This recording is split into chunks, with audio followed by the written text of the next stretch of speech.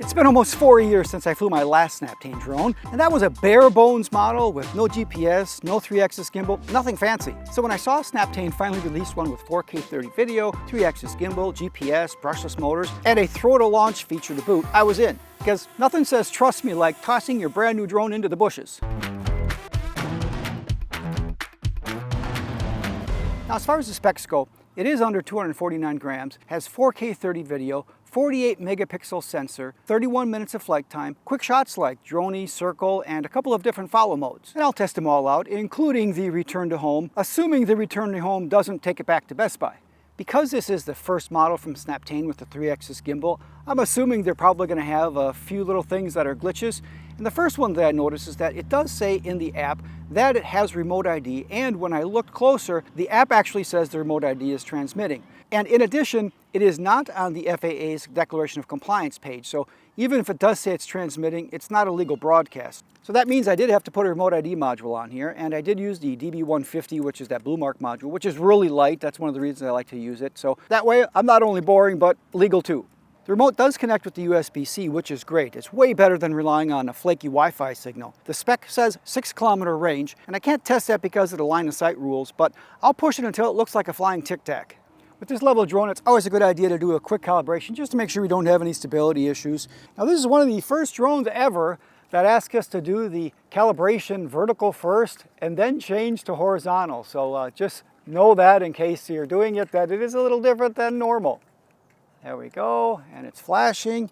And I always want to make sure we have good satellites as well, just to make sure it's stable. And it looks like we have plenty, so we should be good to go. And let's do takeoff.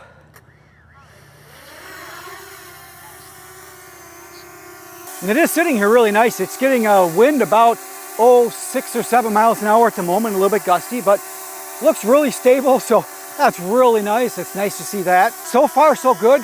Looks like they did a nice job with the stability, but of course, if it flies around like a drunken mosquito or the video looks like it was filmed on a potato, not going to be very much use for us. So let's get up, check, see what this footage looks like. We got the top down, cruising at 65. The engine's rolling, it's good to be alive. Out on the highway, oh yeah, we're free now. We watch the sun rise up, we watch the sun go down. Well, something goofy just happened with the gimbal here. I'm going to try to return it home and get it back close to me here because it doesn't look very happy. So let's come on backwards here.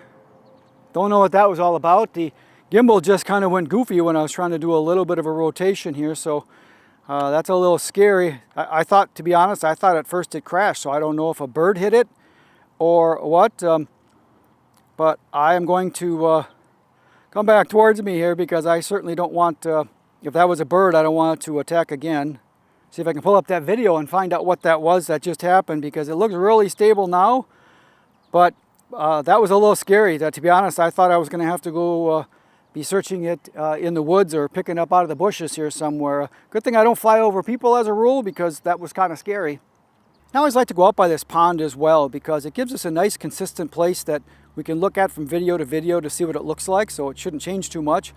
And I also like to do a manual orbit as well, just to see if we have some controllability or if there's a problem there. So I'm going to try the manual orbit here just a little bit.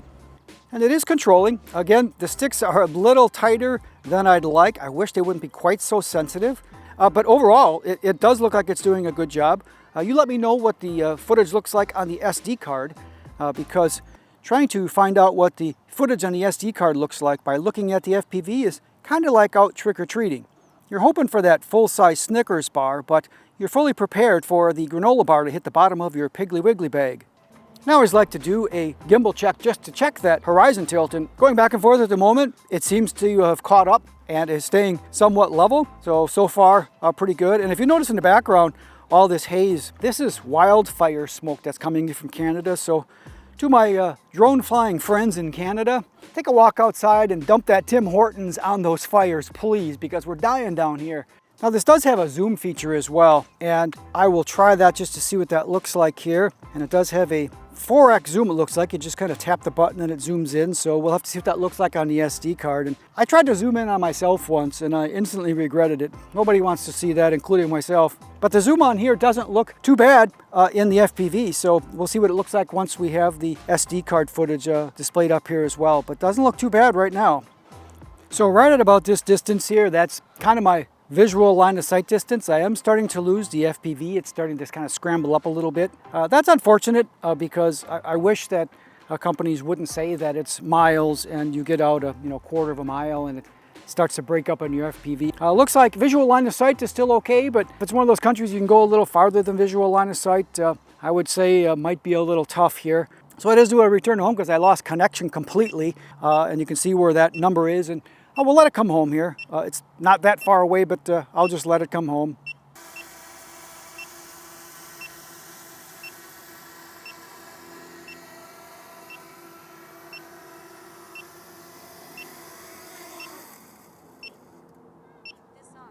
So there was our first automatic return to home, which actually was quite good. The props are probably 2 inches off the pad. Again, I always take that. That's a really good accuracy for any drone.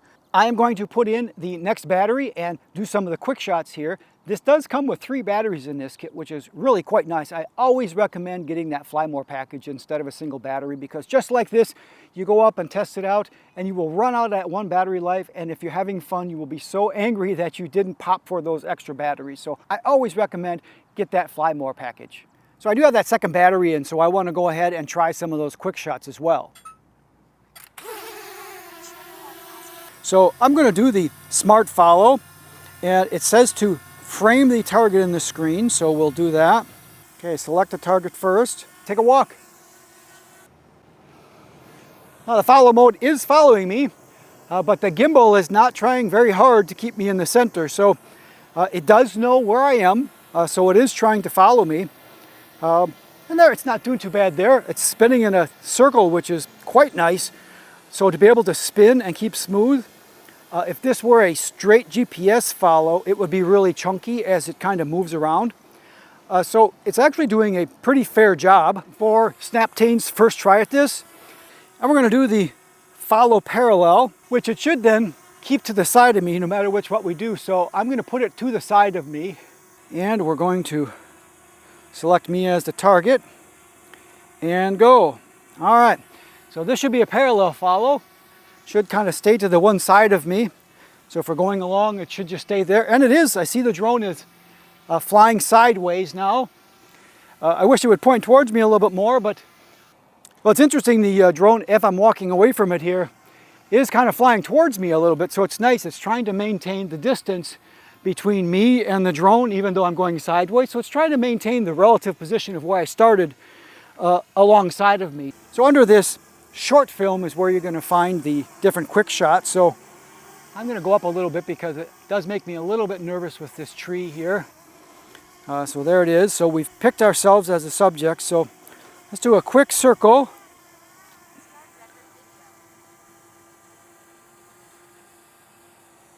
Doesn't look like we're going to hit anything here.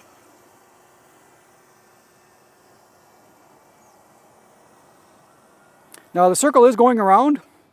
But I am not in the center, and that's not quite right because it did ask me to pick the subject, so it should know where I am and do what it needs to do to keep me in the center. I could move the gimbal, but I don't think that's quite appropriate. So to be honest, I'm going to stop right here, which it actually stopped by itself about halfway around. So looks like Snaptain needs a little bit of work on that.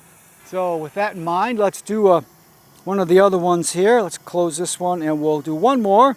We'll just do a ascent, 30 meters fine. Let's check us as the target. That's a good direction.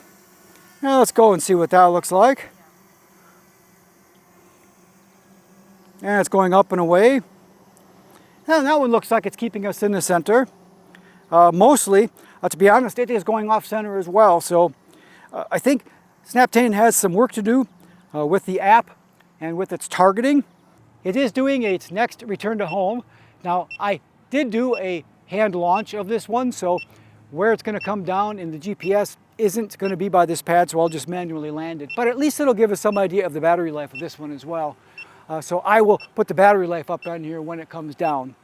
Now, something to note is that this drone does have these sensors. You can see it's going away from my hand here. So we do have the optical flow in place, which is really nice. I'm glad to see that they did that. So something I do want to mention is that this drone, even though it's below 249 grams, does say that it has remote ID, and in the app it shows that it is transmitting. Now, initially when I tried the Open Drone ID, which is the app that I use most of the time, I didn't see anything. And I went, just to make sure, I used the Drone Scout Bridge, which is supposed to help if it's just kind of a flaky remote ID signal or one of those that are hard to see. And I used Bluemark's new app, which is in trials right now. I'm just kind of testing this for them. And sure enough, this drone does show up. So it is transmitting a remote ID all the time, just like it shows in the app. However, when I checked on the FAA's Declaration of Compliance page, it is not listed. So right now it is transmitting a remote ID, but it is not a legal remote ID in the US because of the missing Declaration of Compliance.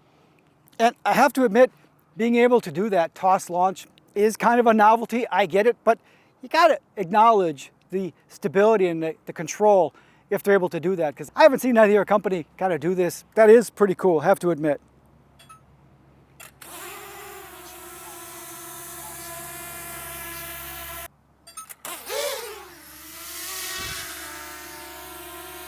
But overall, I think it's a good, easy to fly, controllable drone with that kind of hand launch toss is a pretty cool thing.